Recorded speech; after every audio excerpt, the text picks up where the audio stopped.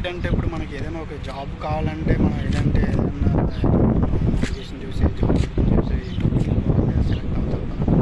కానీ మ్యాక్సిమం మనకి ఏంటంటే ఆ కంపెనీలో చేసిన వాళ్ళు ఎవరైనా రెఫరెన్స్ ఇవ్వడం, తర్వాత అప్లై చేసిన వాళ్ళు వాళ్ళ తీసుకోవడం ఛానల్ అంటారులేండి.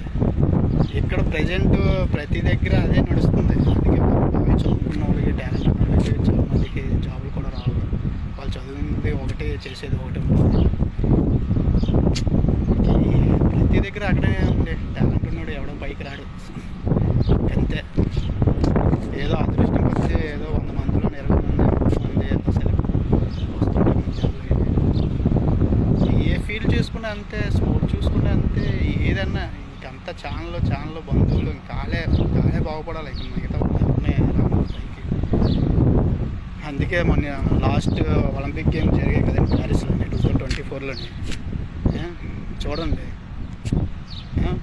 ప్రపంచంలో మ్యాక్సిమం ఎక్కువ జనాభా మన ఇండియా ప్రపంచంలో. అలాంటిది 6 మెడల్స్ వచ్చాయి. ఒకటి సిల్వరును, తర్వాత 5 కాంస్య పథకాలను. చూడండి అమెరికాకి చూడండి ఎన్ని వచ్చాయి. ఫస్ట్ ప్లేస్లో అమెరికా ఉంది, తర్వాత చైనా ఉంది. అమెరికా మ్యాక్సిమం 126, 130 ఎన్ని వచ్చాయి.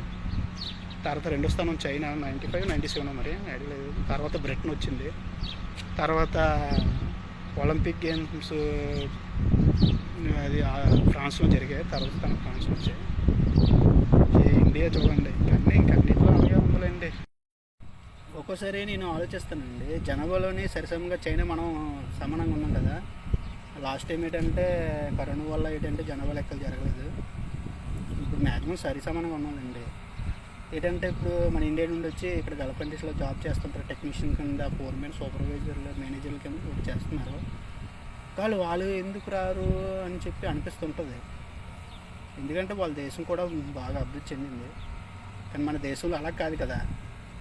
అంటే మన దేశం కూడా అభివృద్ధి చెందింది కూడా ఆర్థికంగా. మన దేశంలో ఏంటంటే రాజకీయాలు ఎక్కువ, తర్వాత ప్రాంతానికి ఒక భాష, అంటే మదర్ లాంగ్వేజ్, అది మన మదర్ లాంగ్వేజ్ మనం గౌరవించాలి, మనం మాట్లాడాలి కూడా.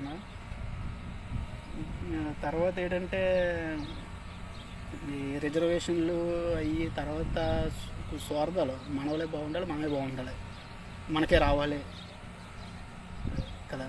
కానీ రిజర్వేషన్లు ఉండాలి అంటే అది ఎలా ఉండాలంటే, అంటే ఒకప్పుడు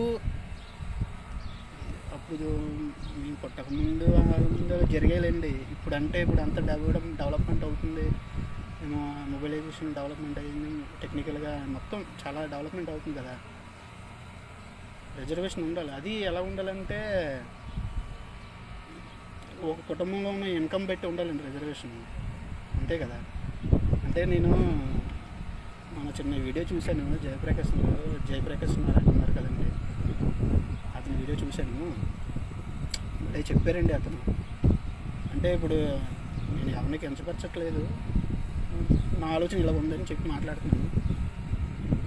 ఇప్పుడు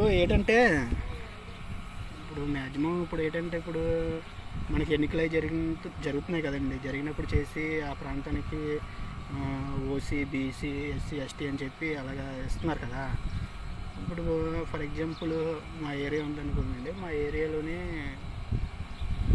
ఎస్టీకి వచ్చిందండి టికెట్. ఫర్ ఎగ్జాంపుల్ చెప్తాను అంతే. ఎమ్మెల్యే అయ్యారు, మినిస్టర్ అయ్యారు, ఓకే. మ్యాక్సిమం పొలిటికల్ అంటే డబ్బు ఉండాలి, అది అందరికీ తెలిసిందేలేండి.